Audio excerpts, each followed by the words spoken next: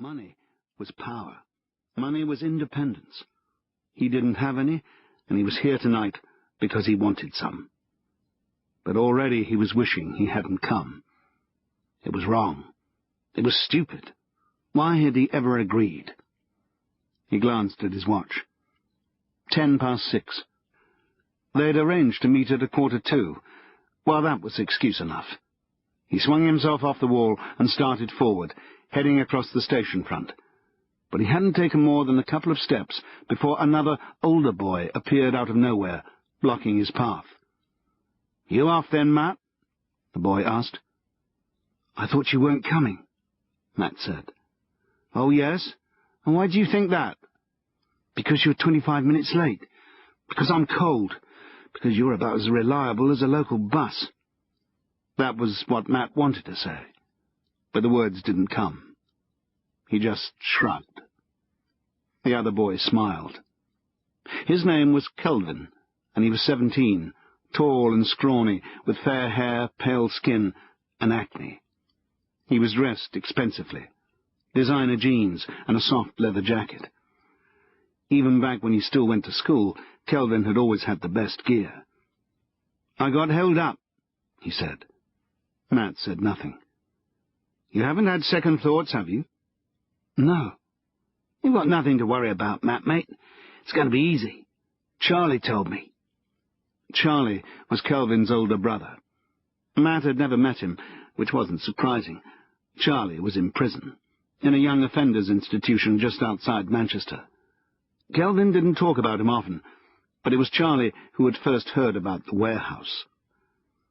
It was 15 minutes away from Ipswich Station, in an industrial zone, a warehouse stacked with computer games, DVDs, and compact discs. Amazingly, it had no alarm systems, and only one security guard, a retired policeman who was half asleep most of the time with his feet up and his head buried in a newspaper. Charlie knew all this because a friend of his had done some electrical work there.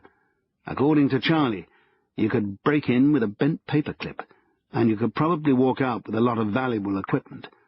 It was easy, just waiting to be taken. And that was why the two of them had arranged to meet here. Matt had agreed to the idea when they were talking about it, but half of him had thought Kelvin wasn't being serious. The two of them had done plenty of things together. Under Kelvin's guidance, they'd stolen stuff from supermarkets. Once they'd even driven off in someone's car. But Matt knew that this was much worse. This was serious. It was breaking and entering. Burglary. Real crime. "Are you sure about this?" he asked now. "Sure, I'm sure.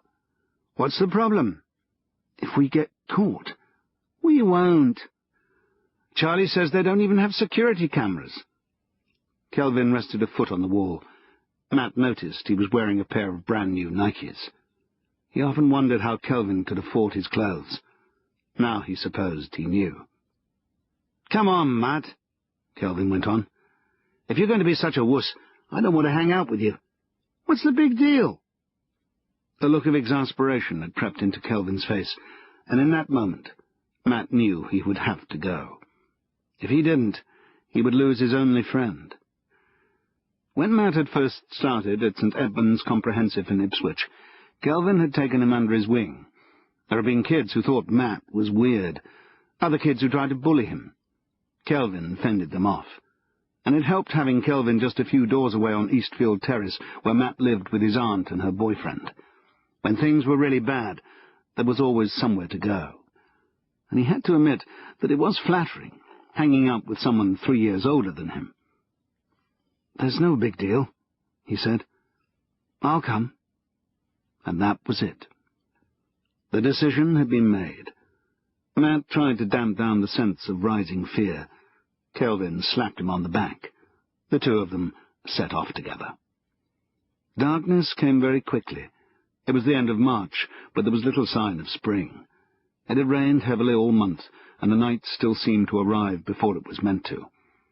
As they reached the industrial zone, the street lamps flickered on, throwing pools of ugly orange light onto the ground. The zone was fenced off with signs warning that this was private property, but the fence was rusty and full of holes, and the only other barrier was the wild grass and thistles that sprouted all around where the pavement ended. Railway lines stretched out overhead, high up on a series of brick supports.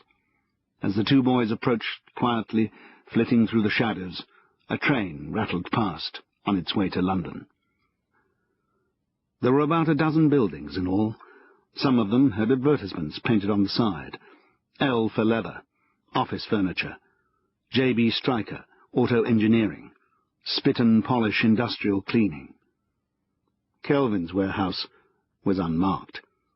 It was a long rectangular block with corrugated iron walls and a sloping tiled roof. It had been built slightly apart from its neighbours, separated from them by a row of bottle banks and a junk heap of cartons and old tyres. There was nobody in sight. The whole area seemed deserted and forgotten. The main entrance to the warehouse, a large sliding door, was at the front. There were no windows, but Kelvin led Matt around to a second door at the side. The two of them were crouching now, hurrying through the darkness on tiptoe.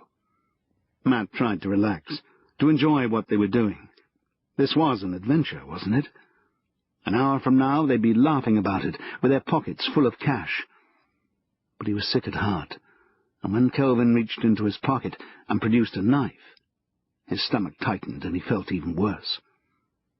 "What's that for?" he whispered. "Don't worry, it's just to get us in." Kelvin inserted the point of the blade into the crack between the door and its frame and began to play with the bolt. Matt watched him without saying anything, secretly hoping that the door wouldn't open. The lock looked secure enough, and it seemed somehow improbable that the 17-year-old would be able to unfasten it with anything as cumbersome as a knife. But then there was a click, and light spilled out as the door swung open. Kelvin stepped back, and Matt saw that he was equally surprised, although he was trying not to show it. "We're in," he said. Matt nodded. For a moment he wondered if Charlie might have been right after all. Perhaps this was going to be as easy as Kelvin had said.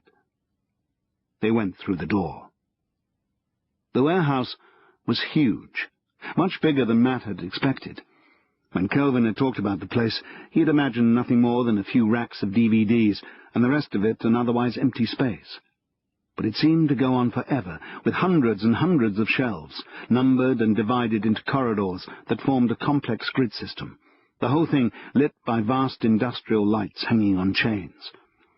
And as well as the games and the DVDs, there were boxes of computer equipment, Game Boys, MP3 players, and even mobile phones, all wrapped in plastic, ready for the stores. Matt looked up. There were no security cameras, just like Kelvin had said. "You go that way," Kelvin pointed. "Go for the small, expensive stuff. I'll meet you back here." "Why don't we stick together?" "Don't you worry, Matty. I won't leave without you." The two of them split up. Matt found himself in a narrow corridor with DVDs on both sides. Tom Cruise, Johnny Depp, Brad Pitt, all the familiar faces and all the most recent feature films were there. He reached out and took a handful, not even looking at what he'd chosen. He was sure there were more expensive things in the warehouse, but he didn't care. He just wanted to get out. Everything went wrong at once. It began with a smell that was suddenly in his nostrils, everywhere, coming from nowhere. The smell of burnt toast. And a voice. "Come on, Matthew, we're going to be late." A flash of colour, a bright yellow wall, pine cupboards, a teapot, shaped like a teddy bear. The smell told him that something was wrong in the same way that a dog will often bark before danger actually appears. Matt knew that it was odd, but he'd never really questioned it. It was a knack, a sort of instinct, a warning. But this time it had come too late. Before he knew what was happening, a heavy hand had clamped down on his shoulder, spinning him around. A voice exclaimed, "What do you think you're doing?" Matt felt his arms go weak, and the DVDs cascaded to the floor, clattering around his feet. He found himself looking into the face of a security guard, and knew at once that this wasn't the old codger Kelvin had described. This was a tall, serious man in a black and silver uniform with a radio transmitter attached to some sort of holster on his chest. The man